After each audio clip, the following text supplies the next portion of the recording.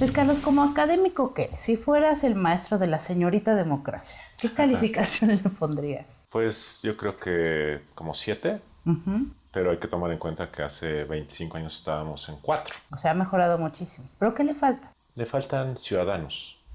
Primero hay que empezar por nosotros. Solemos señalar a los políticos malos, a los partidos que no rinden cuentas, pero el gran problema estructural desde hace 200 años es que hay poca ciudadanía. Hay más clientes que ciudadanos, tú lo escribiste. Es.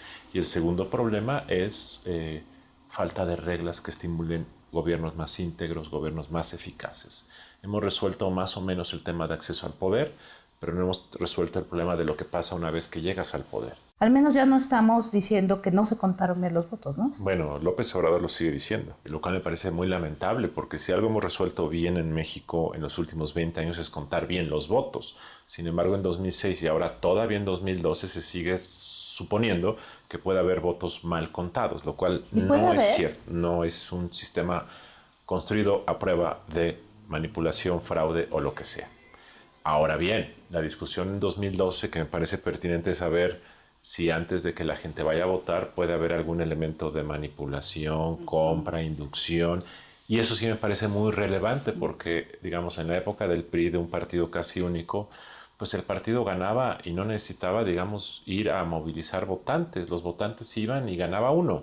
Es justamente con la democracia y es justamente con elecciones más competitivas que estos vendedores de votos, digamos que son los ciudadanos, pues ven que hay más demanda de sus votos y por lo tanto estos grupos organizados en algunas partes del país, pues a veces se venden al mejor postor. Hay más personas que se los quieren comprar. Es decir, la democracia electoral y la mayor competencia, que es una buena noticia, trae aparejado también este fenómeno de compra y venta del voto. Pero tampoco es reciente, acabamos de tener una reforma electoral en el 2007, o sea, acabando el proceso traumático para muchos del 2006, para ti yo creo que más del 2006. Tenemos una nueva ley electoral. ¿Por qué no se ha contemplado la compra, coacción de voto, el rebase de los topes de campaña? Porque los partidos no quieren, Katia.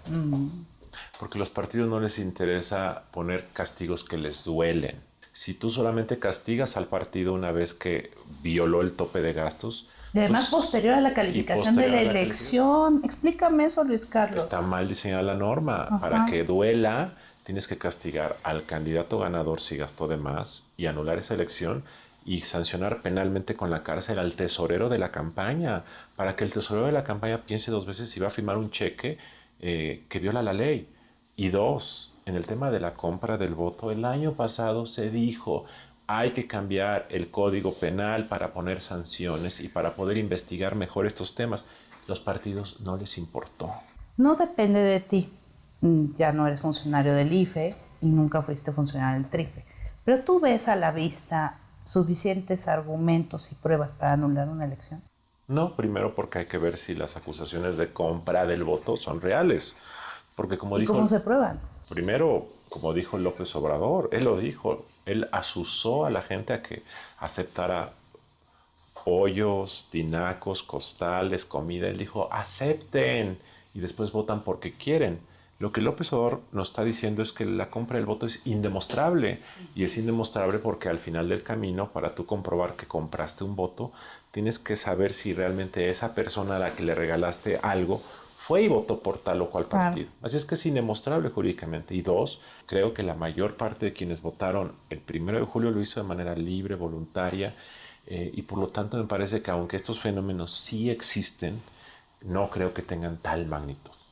¿Ya contaste todo en Así lo viví o vas a hacer una segunda edición? No, está contado todo. ¿Todo? Absolutamente todo, al extremo de que mucha gente me dijo que era indiscreto por narrar muchas conversaciones que tuve, pero me parece que platicar lo que ocurre en esta caja negra de la política es muy importante para que la gente lo entienda.